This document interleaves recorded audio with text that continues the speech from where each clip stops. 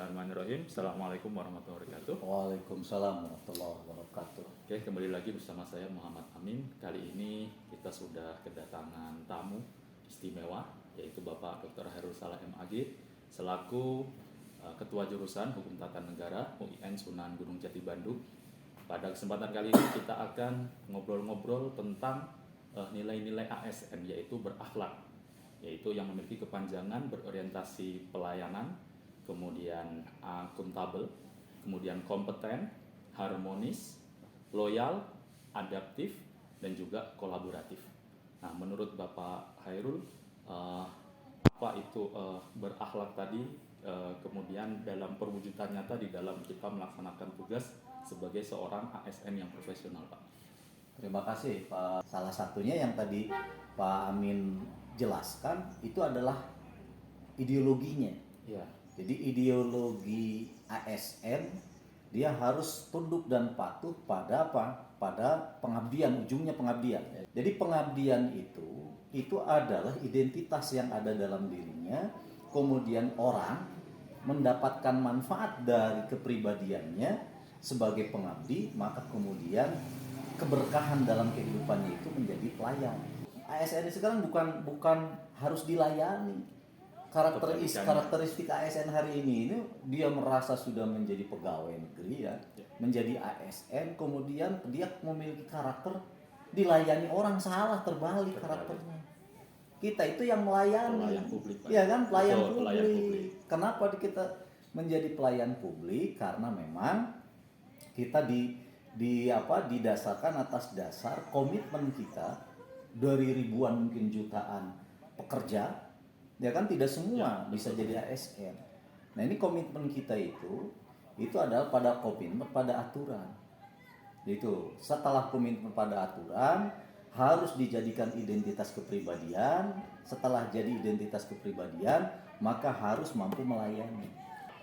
Kemudian kalau ditarik dalam hal civitas akademik UIN, berarti kan kita misalkan kalau secara langsung misalkan dengan dosen atau dengan mahasiswa lah yang paling gampang. Itu apa yang kira-kira bisa kita perwujudannya dari nilai kayak berakhlak tadi itu seperti apa Pak, dalam pelayanannya itu harus contoh begini. Tentu saja pengabdian dan pelayanan ASN itu dikaitkan dengan peran dan fungsinya. Di mana dia ditempatkan. Jadi peran dan fungsi itu berkaitan dan melekat pada peran dan fungsi. Peran dan fungsi itu melekat pada identitas.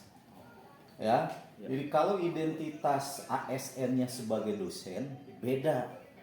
Dia difungsikan sebagai dosen. Beda kan? Ya. Kalau misalkan jadi dosen, maka dosen itu pengabdian dan pelayanannya itu di kelas, ruang waktunya itu di kelas. Ya. Itu satu.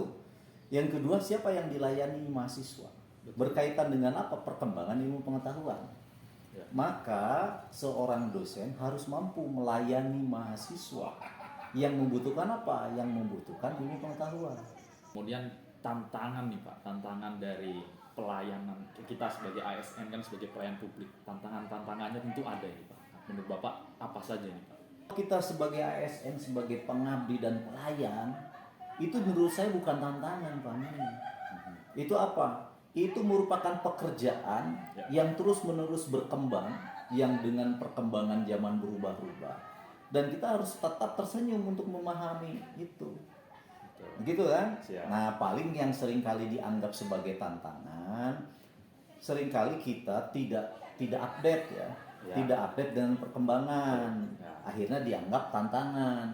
Padahal sebetulnya jangan-jangan itu bukan tantangan, karena kita saja yang terlambat. Iya kan? Betul. Terlambat mengakses informasi yang begitu cepat. Padahal kita harus adaptif sekali dengan perubahan-perubahan yang ada Pak. Berarti juga salah satu upaya-upaya itu juga istilahnya kita juga harus terus mengupdate informasi itu Pak. Kira-kira begitu. Jadi kalau saya kan tadi tidak saya sebutkan sebagai tantangan ya.